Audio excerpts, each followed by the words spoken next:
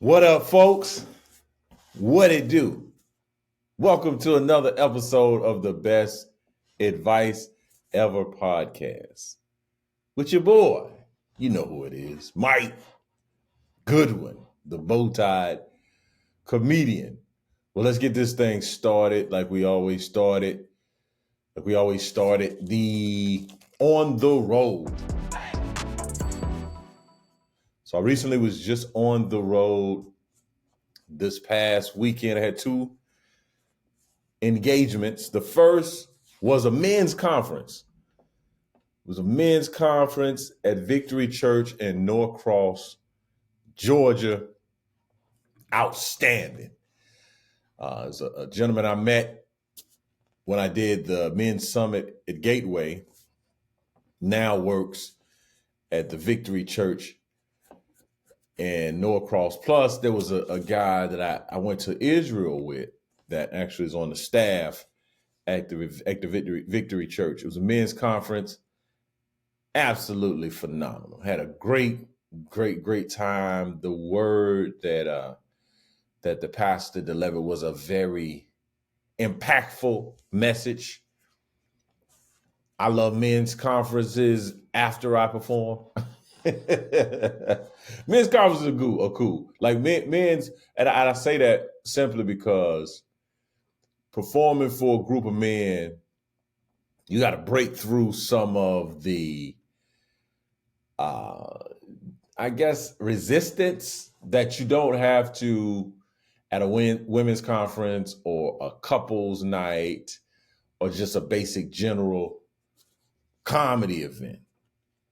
Because men like, they say you're a comedian, but I'll be the judge of that. Men are, they're evaluating your ability. Just like, hey man, I'm not just out here giving up free laughs.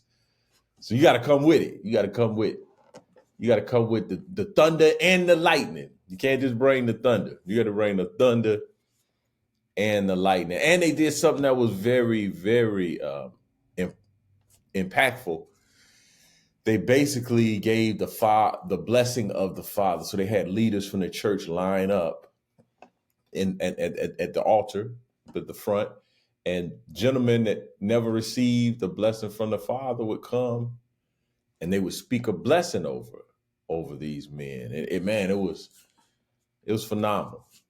Had an outstanding time, and it was one of those moments personally as a performer. When I was on stage, I literally had the thought that, oh, I'm a real comedian. Like this is what I do. Like this, it was sort of.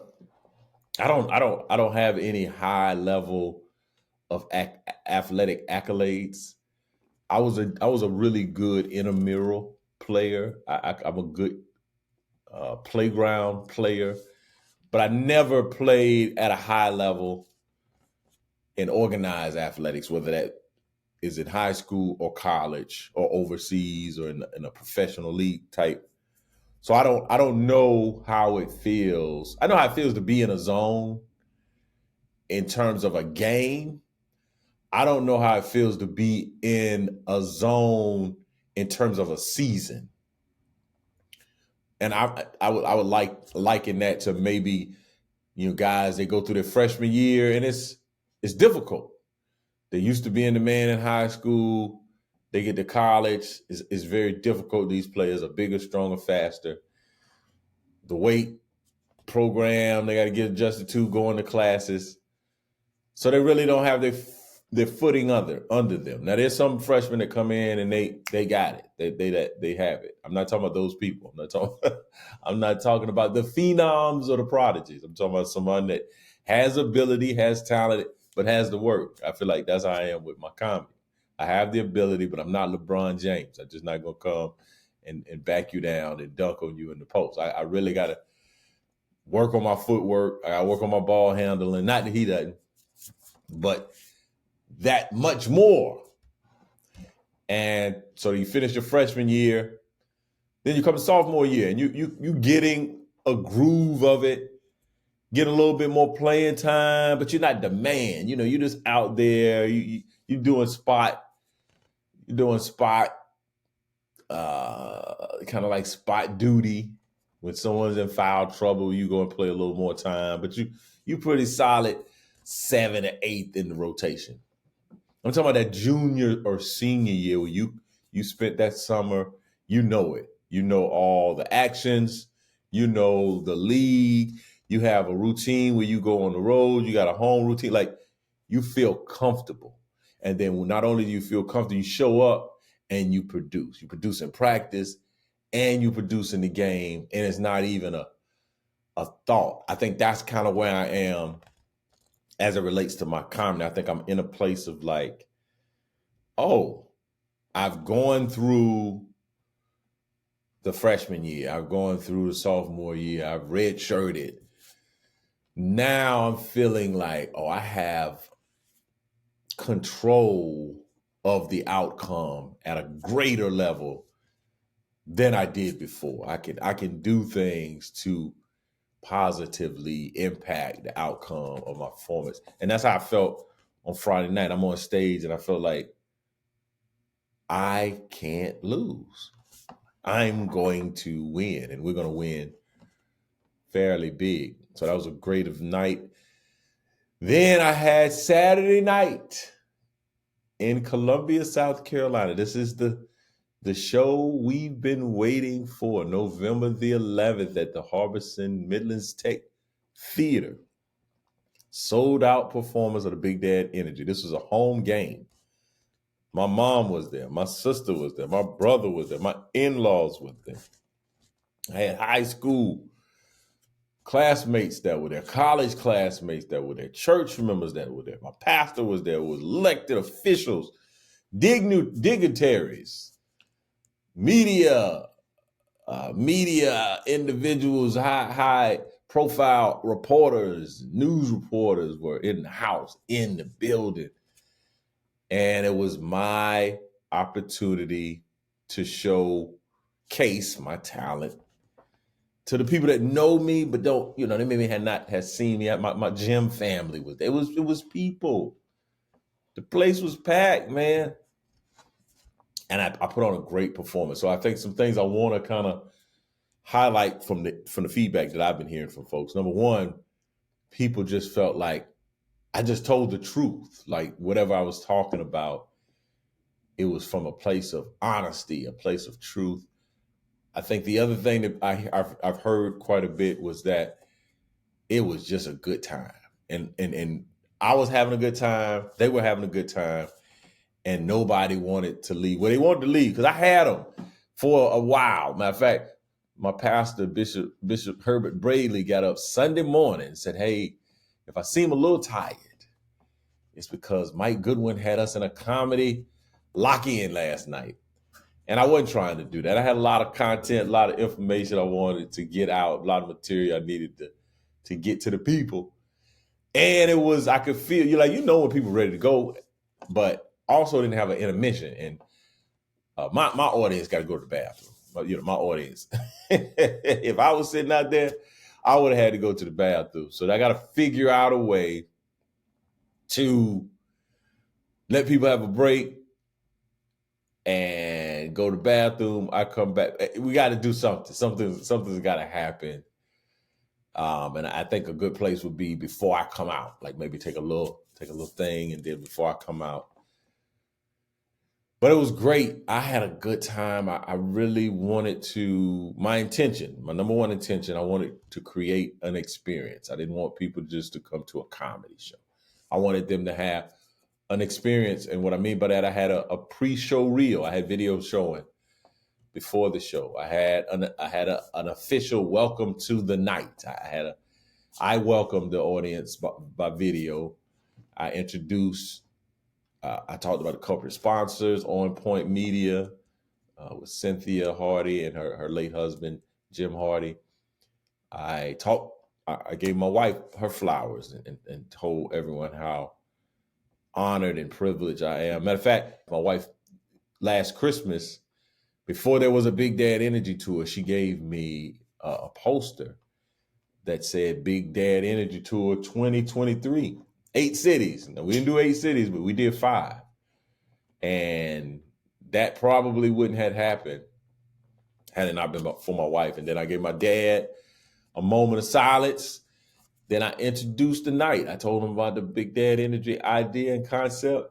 And then I introduced my MC, Kennedy Alexander Robertson, and we had a great night. Then he came out, did his thing. Allison Moore came out, did her thing. And then I was on stage just blessing the people, man. I think that I feel the shift. I feel, I was talking to someone, I was kind of explaining it. I think it's similar to the bubble with Jimmy Butler. Like, you knew Jimmy Butler was a good player. He was very, he's in the NBA. He's getting it done, but there's something that happened in the bubble where he took it to another level. Jamal Murray from last year at the Nuggets. You felt like, okay, he kind of made some flashes in the bubble, but in the big time playoff moments, is he the guy?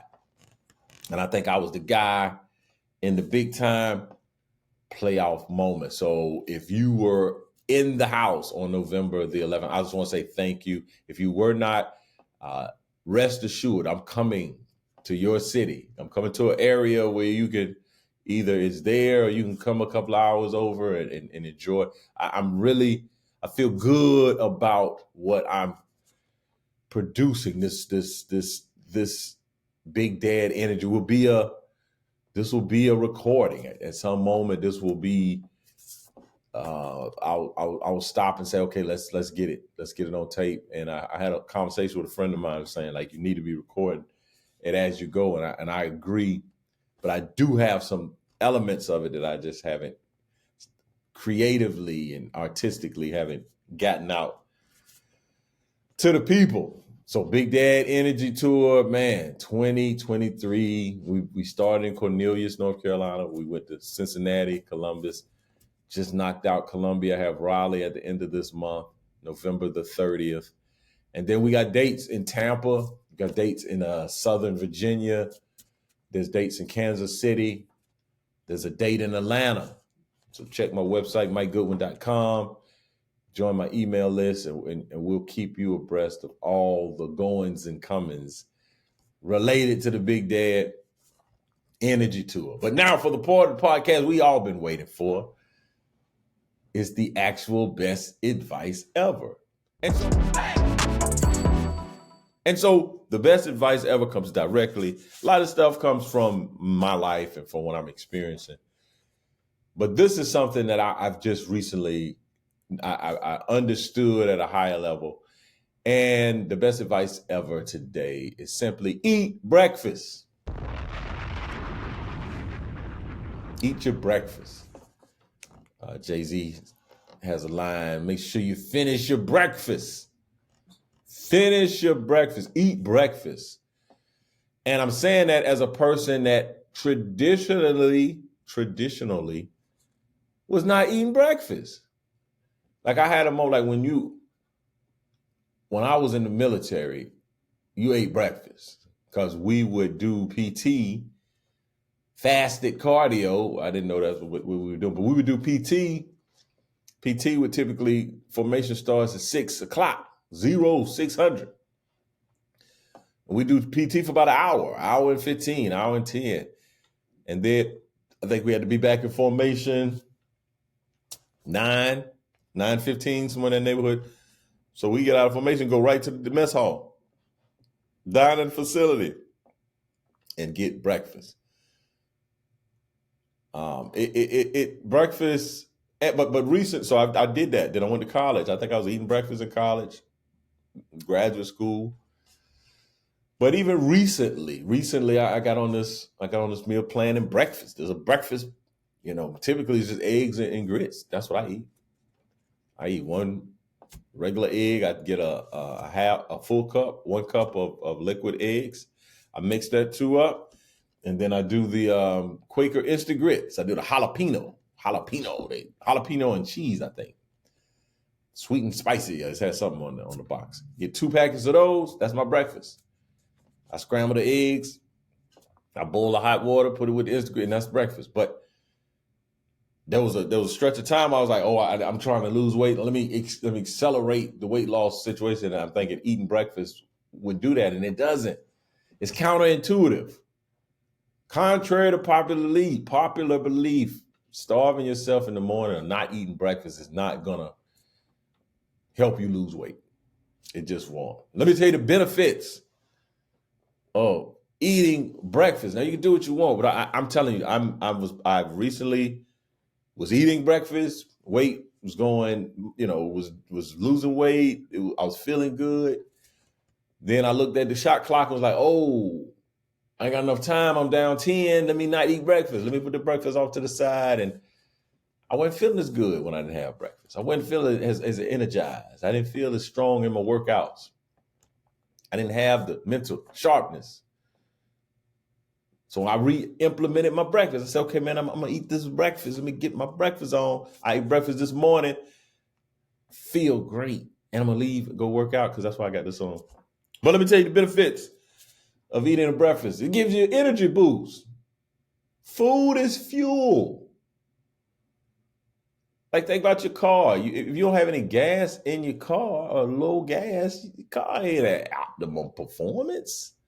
You're not getting the most out of it. Man, put some fuel. And I'm not talking about, now, at my house, Sunday morning is breakfast. I'm talking about breakfast. I'm not talking about breakfast. Breakfast is different than breakfast. Breakfast. Breakfast. That's eggs and grits and bacon and pancakes, syrup, orange. That's breakfast. I'm not talking about that. I'm talking about breakfast. I'm talking about something quick. A banana. Except for banana and some yogurt. Some eggs and some grits. Some oatmeal. Just get something in there. Get your body that glucose. I'm not a science guy. Right? I'm not a science guy. But I can play one on TV. But I'm not a science guy. I did want to be when I was a kid. I wanted to be the next, like George Washington Carver. George Washington Carver was killing the game with the peanut. I was going to do something with the walnut or the pecan. That's what I was going to say, okay. George Washington Carver got that peanut popping. Let me get this pecan popping, right? So I'm not a scientist. I had this desire. I did desire to be a scientist and get a million ways to use the pecan because the peanut was already in use.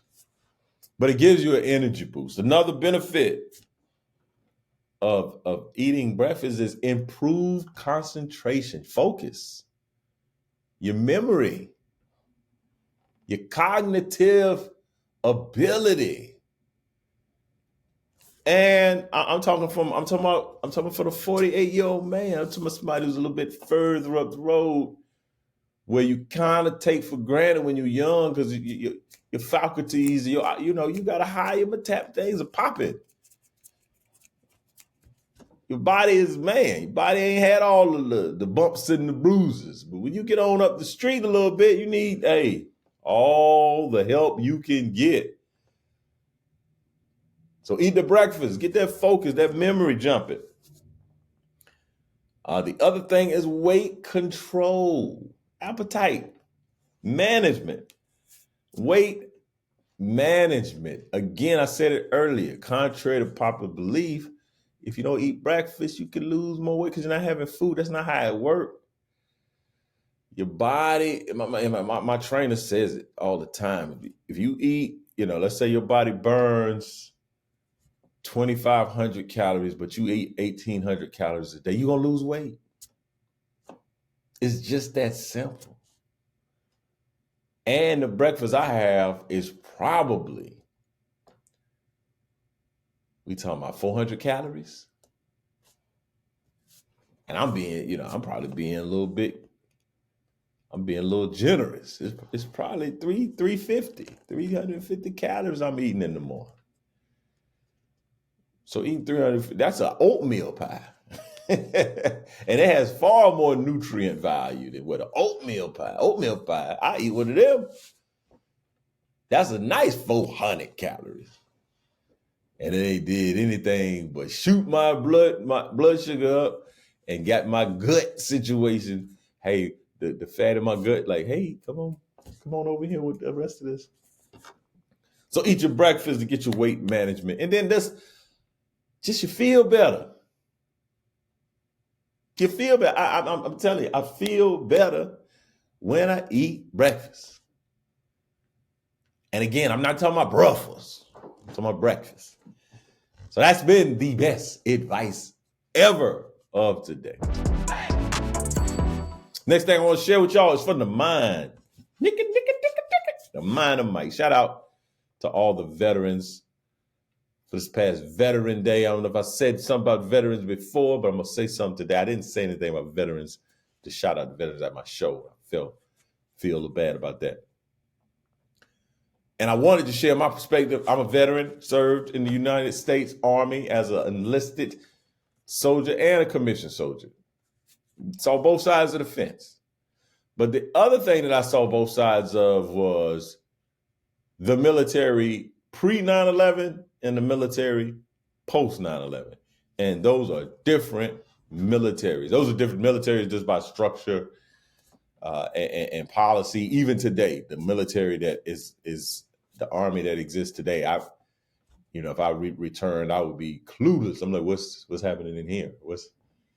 What are y'all doing? Like the PT test is different.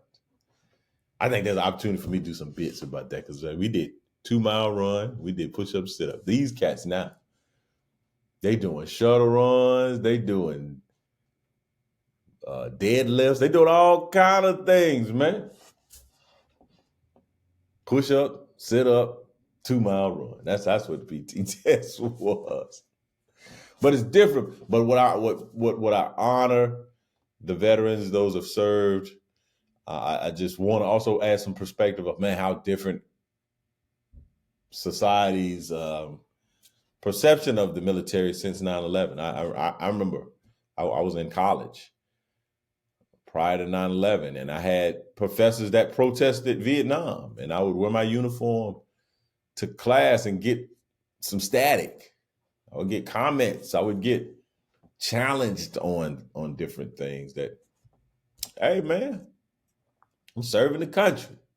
So it really made me be a little bit more mindful. Even when I served and when I went in my first duty station, the second duty station was in Fort Stewart. I remember in a parade, we were doing like a Veterans Day parade, a Memorial Day parade. People throwing rocks. Come on, man.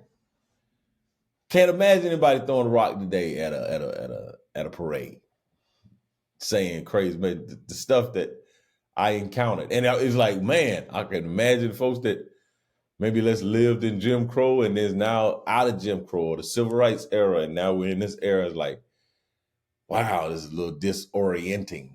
So shout out to the military service members for Veterans Day. And also, I'm constantly having this conversation. I think it's important for me to even talk about like my brand of comedy, refreshingly funny comedy.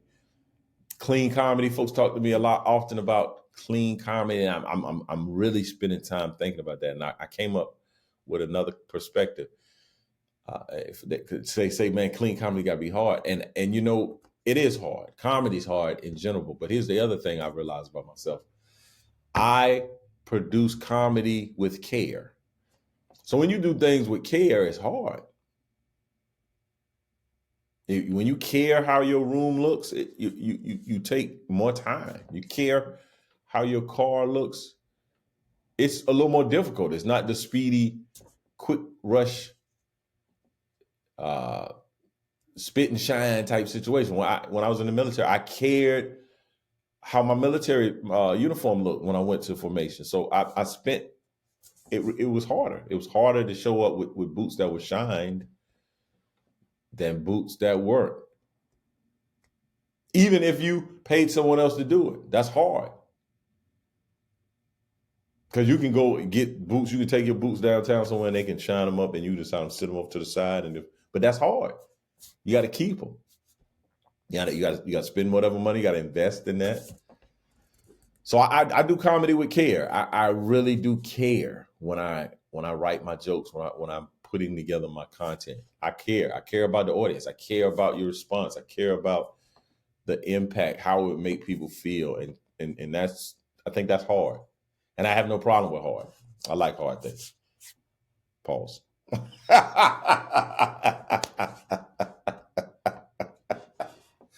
Hey, what you're not gonna do?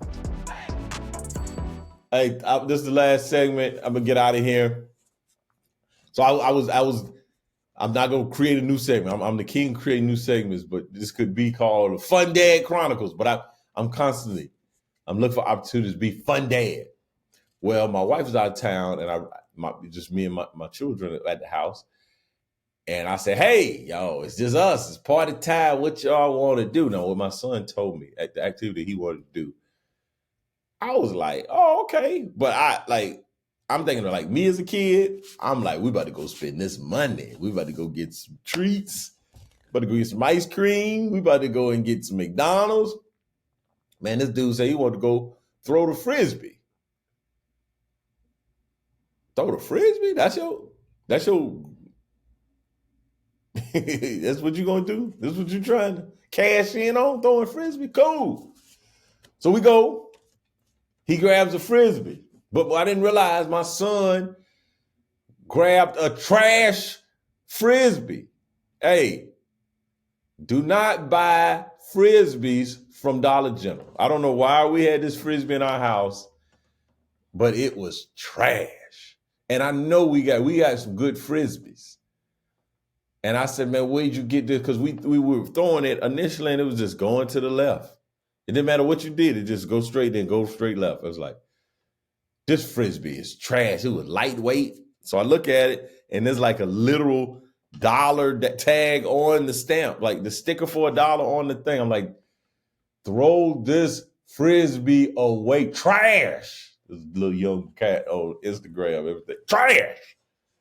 Bubba, his name Bubba something, man. That boy is funny to me. Trash. We had a trash Frisbee. Don't buy Frisbees from the Dollar. I mean, that's some things. I just went to the Dollar Tree looking for some items. But I will not be encouraging folks to buy Frisbees. Man, come on, man.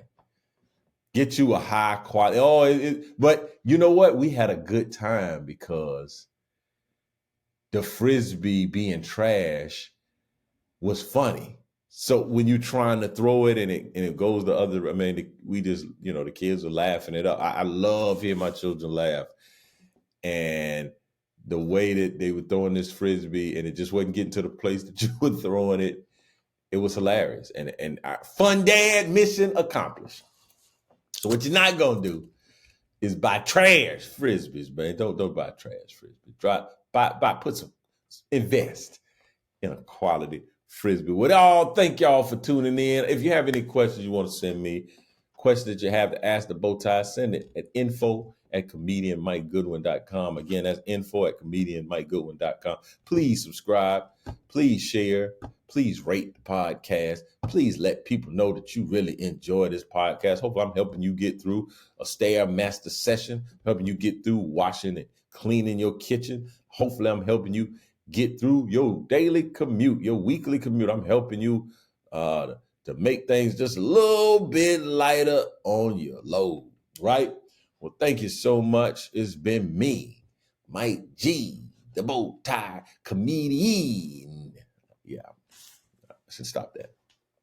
But we're going to be back every week. Same bat place, same bat channel. You could have been anywhere in the world, but you're here with me, and I appreciate that. And I'll see you next week. Peace.